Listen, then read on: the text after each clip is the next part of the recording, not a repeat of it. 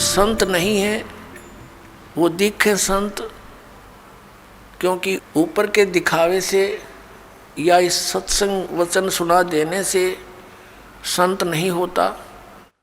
संत के बहुत ही ज़्यादा गहरे जो लक्षण होते हैं वो जनसाधारण की पहुंच से दूर होते हैं। एक तो संत का ज्ञान से पहचान होता है, संत की और असंत की उसके वचनों से, उसके सत्संगों से पहचान होती है। और सदग्रंथों में तो और भी बहुत सी पहचान बताई है कि उल्टे लटके हुए संसार रूपी वृक्ष को जो भिन्न भिन्न बता देगा स वेदवित वो तत्वदर्शी संत है।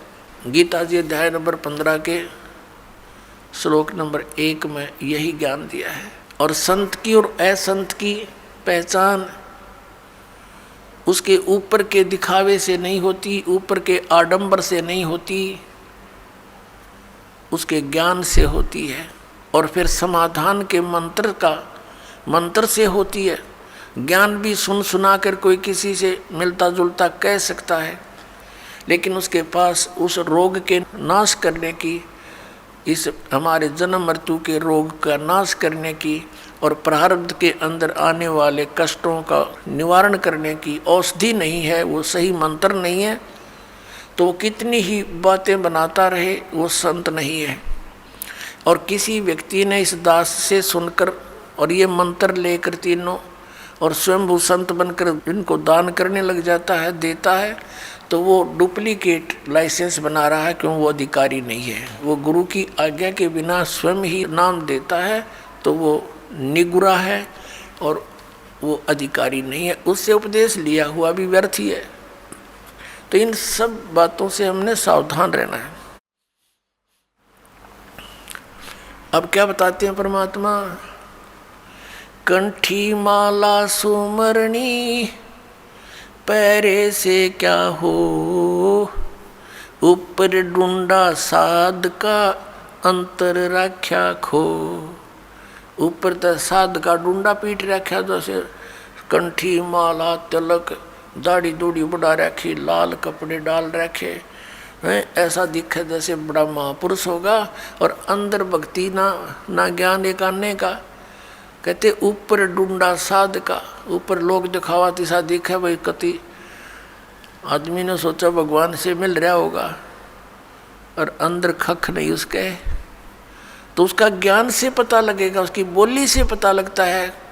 जैसे धर्मदास जी को जब ज्ञान हुआ, आदरणीय धर्मदास साहिब जी को, और परमात्मा उनसे बिछुड़ गए थे, उसके वियोग में संतों से मिलते थे और उन संतों से प्रश्न करते थे वो कि ब्रह्मा विष्णु महेश के माता पिता कौन हैं। गीता जी अध्याय नंबर 18 के श्लोक नंबर 62 में जो गीता ज्ञानदाता किसी अन्य भगवान की शरण में जाने को कहता है, वो भगवान, वो परमात्मा कौन है, तो वो उसका जवाब नहीं दे पाते थे। वो वही बोली बोलते थे जो पहले बोला करते थे, ये तो अजरो अमर है, सर्वेश्वर है, महेश्वर है। तो उठकर चल पड़ता था कि ये संत नहीं असंत है। तो संत और असंत की बोली से पता लगे। कबीर परमेश्वर जी कहते हैं, खरना होवे केहरी कबहू सिंह की खाल उठाए। यदि गधे को सिंह की यानी शेर की खाल पहना दी, ऊपर का कवर उसका, वो उस मात्र से सिंह नहीं बन जाता, शेर नहीं बन जाता, दिखता शेर है बिल्कुल। एक समय एक कुमार ने कुबद सूझगी, उसने कितने कोई शेर की खाल पाएगी पड़ी हुई, शेर मरा पा गया, उसने वो खाल खुल तार तोड़ लिया उसकी कितने काट पीट के, और उसने अपने गधे पर डाल दी, पूरी फट कर दी, और उसको रात के समय खेतों में छोड़ दे। वो जाके किसानों की फसल खावे, रखवाले देखें चांद की चांदनी में निकट जावें, क्या बढ़ गया क्या आ गया, देखे वहाँ पर शेर खड़ा है, फसल खा रहा है, शेर सिंह। तो वो भाग ले पूरी तरह, गाँव में आकर रुक गए, मर गए, शेर आ रहा, शेर आ गया। अब रखवालों ने उधर जाना भी छोड़ दिया कि रात में शेर आवर फसल खावे, काफ़ी चर्चा का विषय बन गया। एक दूसरे कुम्हार को पता चला कि भाई शेर फसल तो खा नहीं सकता। देखते हैं कोई गधे पे खाल ना डाल रखी हो किसी ने, उसने सोचा कि भी चल पहचान करते हैं। गांव वालों से कहा भी चलो आज शेर पकड़ते हैं। वो कहने लगे नहीं भाई नहीं, उधर नहीं जाना। वो कहने लगा भी चलो तुम मेरे साथ चलो, वृक्षों पर बैठ जाना ऊंचे चढ़कर। वो 2-4 गधे ले गया अपने, और जहाँ वो शेर आता था उसी के आसपास वो गधे छोड़ दिए और वो बैठ के ऊपर वृक्षों पर। अब डर उसको भी था, कुमार को भी कहीं सचमुच एक शेर ना हो, चलिया तो पहचान हो जाएगी, बेगा गधे ने खा लेगा और क्या होगा। तो थोड़ी देर के बाद उन गधों ने अपनी बोली बोली, हू करने लगे।